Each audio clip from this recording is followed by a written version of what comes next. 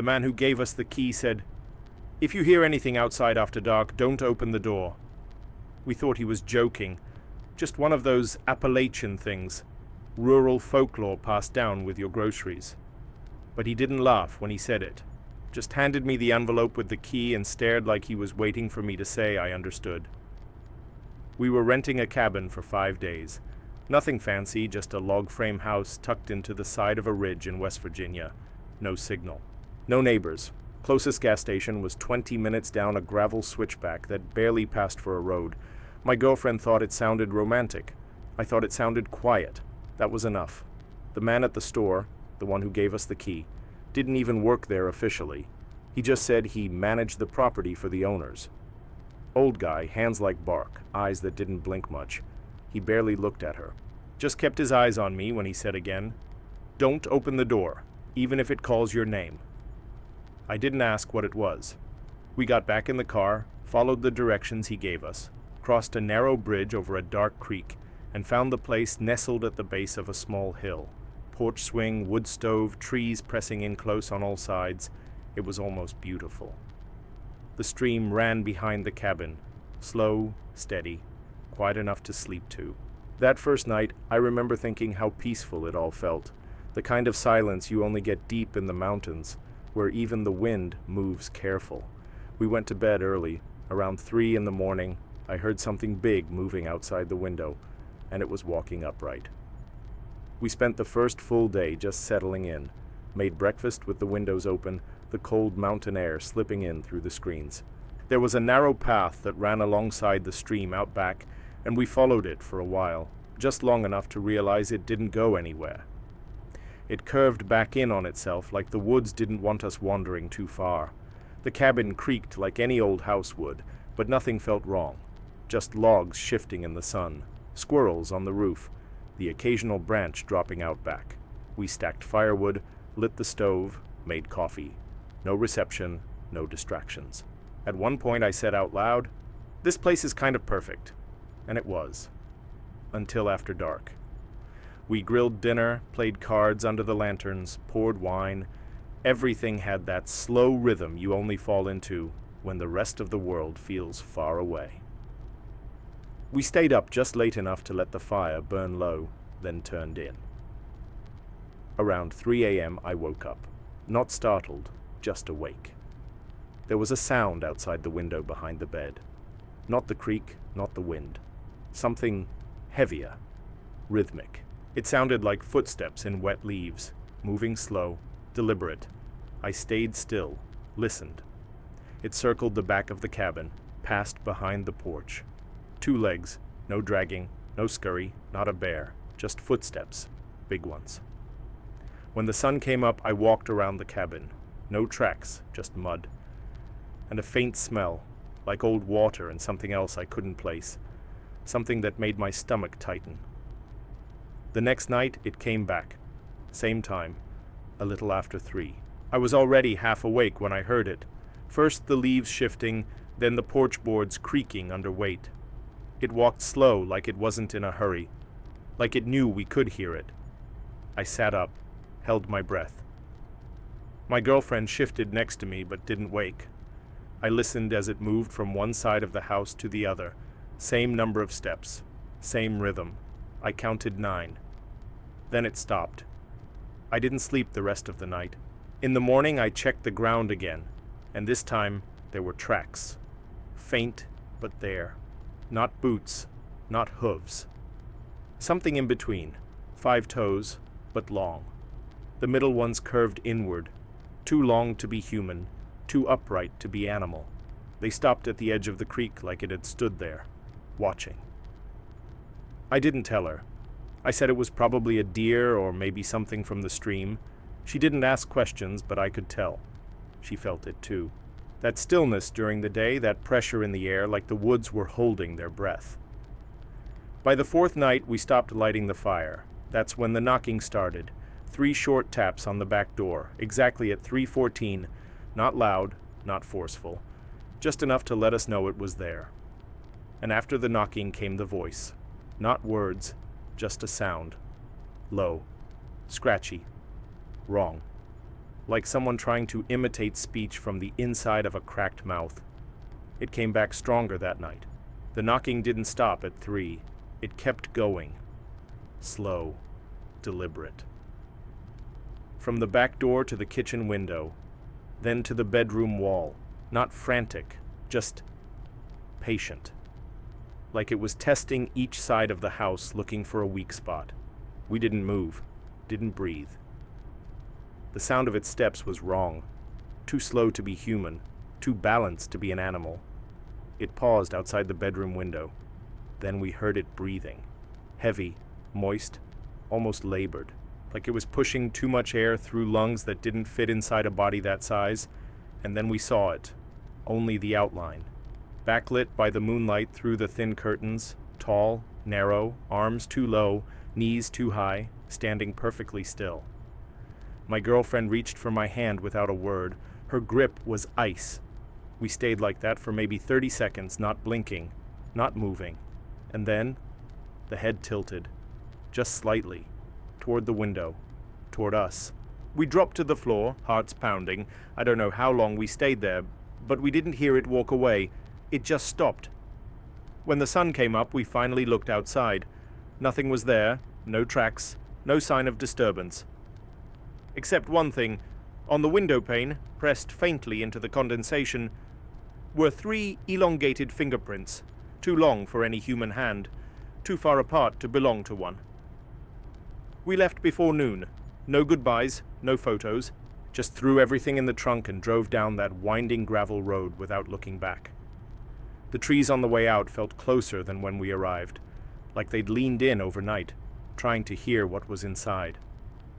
At the little store where we picked up the key, the man was waiting out front like he knew we'd come early. He didn't say anything when I handed the envelope back, just looked at my eyes, then at hers. He nodded once, like he'd seen this before. I asked if anything strange had happened out there before. He didn't answer directly, just said, "It's not supposed to come inside, unless you open the door." I didn't ask what would happen if someone did. Weeks passed, we stopped talking about it, but every now and then I still wake up around 3 a.m. for no reason.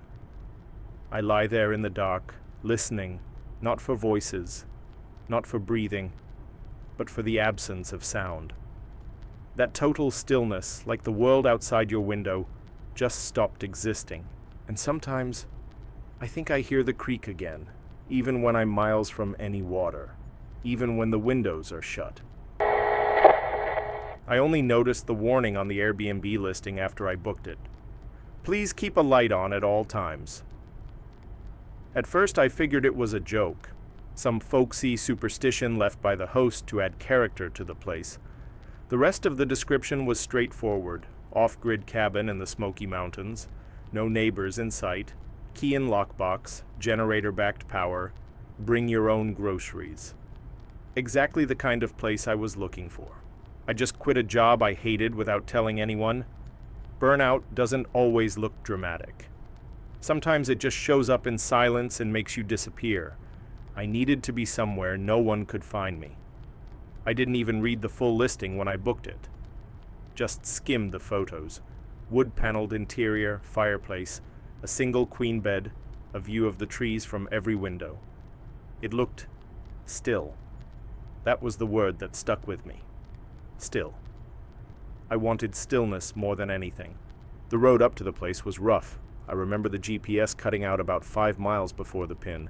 I followed handwritten directions from there. No signs, just landmarks. Turn left at the rusted fence. Stay right at the split with the red gas tank. Felt like going backward in time. When I pulled up to the cabin, there was no reception, no signal, just the thrum of wind through pine. I thought, this is perfect. I unpacked, unlocked the door, and noticed a small frame on the wall near the light switch. It was just a typed note under glass. A list of rules: no smoking, take trash with you, turn off the well pump before checkout. But the last line was bolded. Please keep at least one light on inside the cabin during your stay. That night, I turned them all off anyway. I settled in fast. The cabin was cleaner than I expected. Someone had swept recently, maybe within the week. There were a few essentials left in the pantry: local instant coffee, a pack of oatmeal, a box of matches sealed in plastic. I set my bag down, walked the perimeter once just to get a feel. One main room with the bed, small bathroom, narrow kitchenette, and a door that led to a wraparound porch with 2 chairs and a view that felt unreal. Just endless trees in every direction, like the world dropped away beyond the clearing. I made dinner around sunset, nothing fancy, just instant noodles and canned soup. Sat on the porch with a jacket on, watching the light disappear behind the ridge. No cars, no voices, not even birds after dark. I remember thinking how quiet it was, a kind of silence you only notice when your brain doesn't have anything else to latch onto. It was peaceful at first. I read a few chapters of a paperback I brought, drank one of the local beers I picked up on the way in, and went to bed early. No reason to stay up. I had no reception, no signal, no one expecting me to check in. Before sleeping, I walked around the inside once more, locked the door, turned off the porch light, flipped every switch inside to dark. The moonlight pushed in through the window enough to see, and for a while, that felt like enough. But when I woke up the next morning, the door was unlocked. Not open, not wide, just unlatched. And I was sure I'd turned it. I tried to rationalize the door. Maybe I was tired. Maybe I hadn't turned the latch all the way. Maybe the wind shifted it, although there was no draft and the door was heavy, thick wood. Still, I didn't want to spiral. I made breakfast, sat on the porch again, and spent most of the day doing exactly what I came to do. Nothing. I read, took a nap, walked a little ways down the hill and back. Didn't see another soul. Just trees, leaves. The occasional rustle of something far off, raccoon, maybe a deer. Nothing alarming. That night, I left one light on, the lamp near the bed. Mostly because I'd started thinking about that line in the listing again. Keep a light on. It stuck with me more than it should have. But eventually I turned it off. Told myself it was silly. The cabin creaked a little in the cold, nothing unusual. I was half asleep when I heard it. Steps, slow, measured. Heavy enough to make the boards strain, but soft enough to suggest bare feet. They came from above, directly over the bed. I sat up fast, heart pounding, ears straining.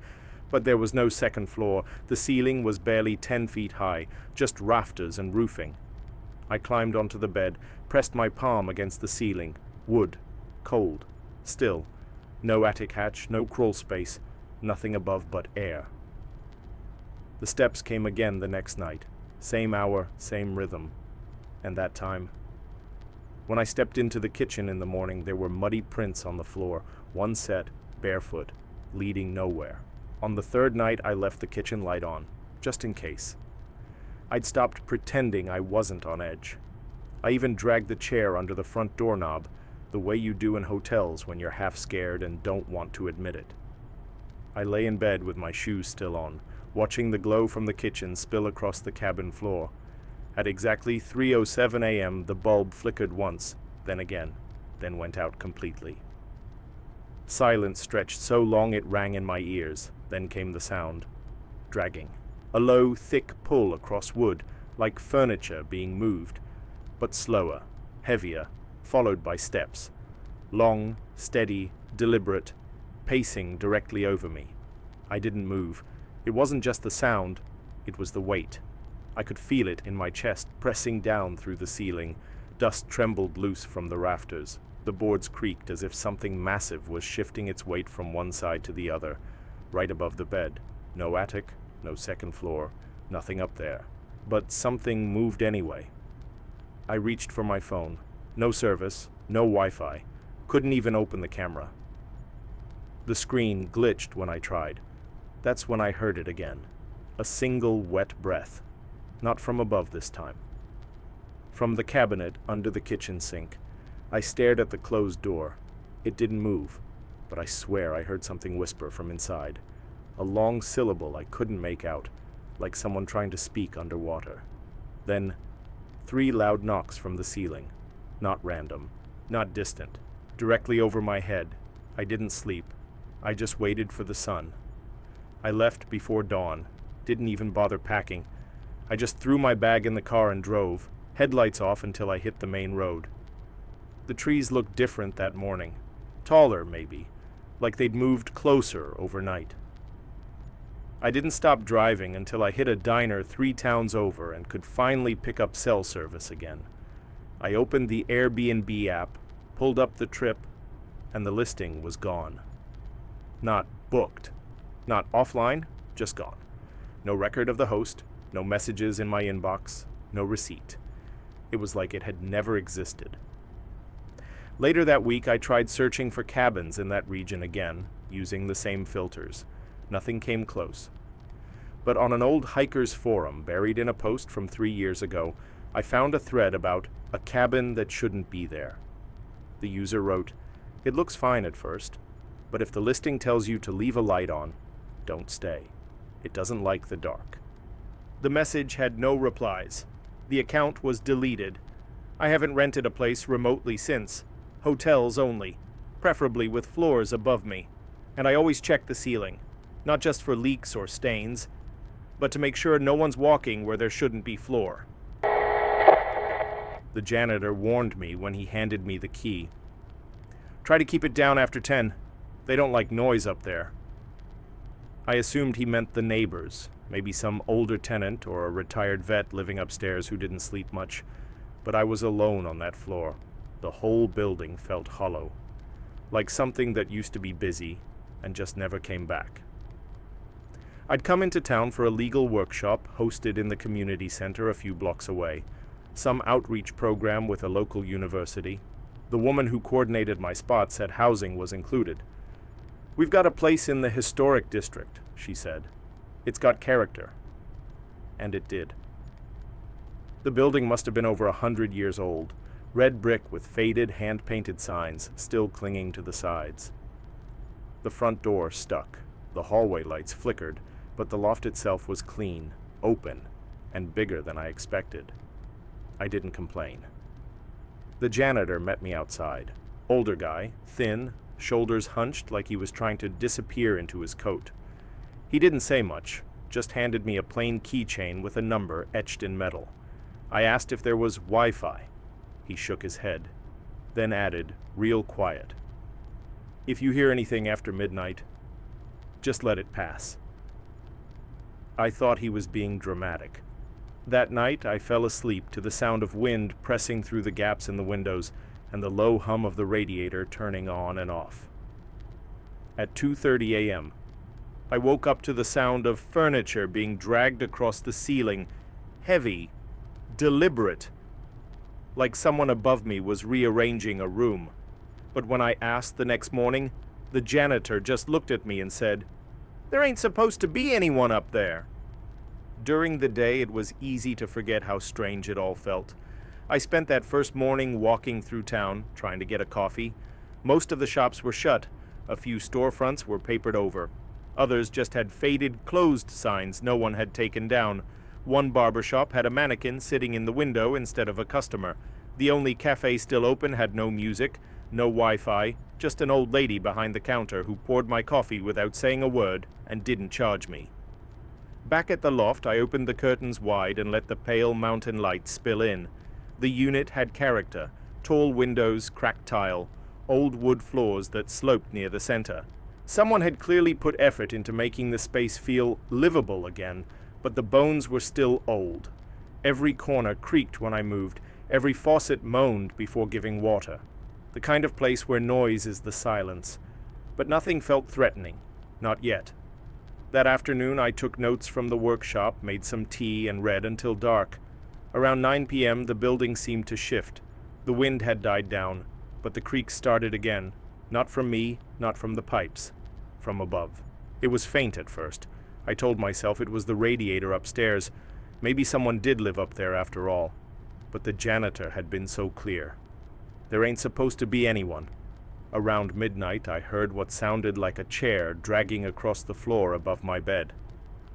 It started, stopped, started again. Slow, scraping, like legs catching on warped boards. I looked up instinctively, like I'd see something through the ceiling. The sound stopped. but I kept hearing it in my head. The next 2 nights the pattern held. During the day, nothing. Just silence, like the building exhaled when the sun came up. But every night after 2:30 a.m., the noise returned.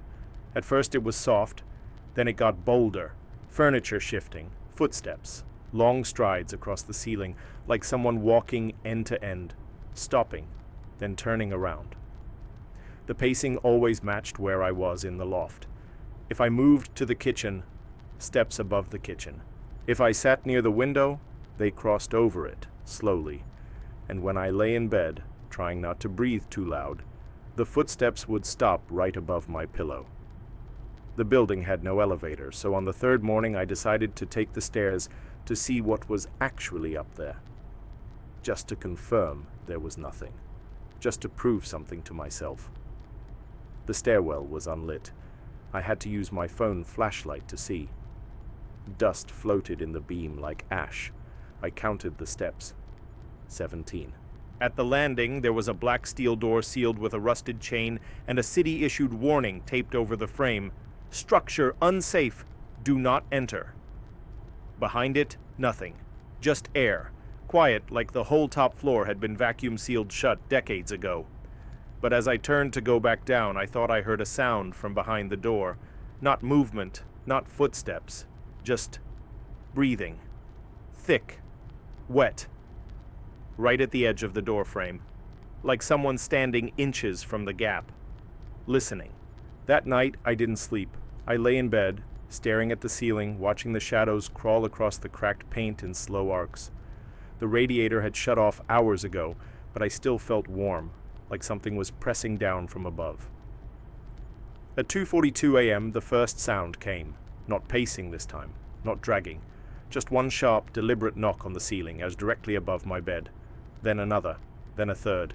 I sat up. The air was thick, unmoving. My skin felt damp. The knock came again, but lower this time, closer, like it had moved from the ceiling to the wall behind me. Then something shifted across the floor, not in the unit above, inside mine.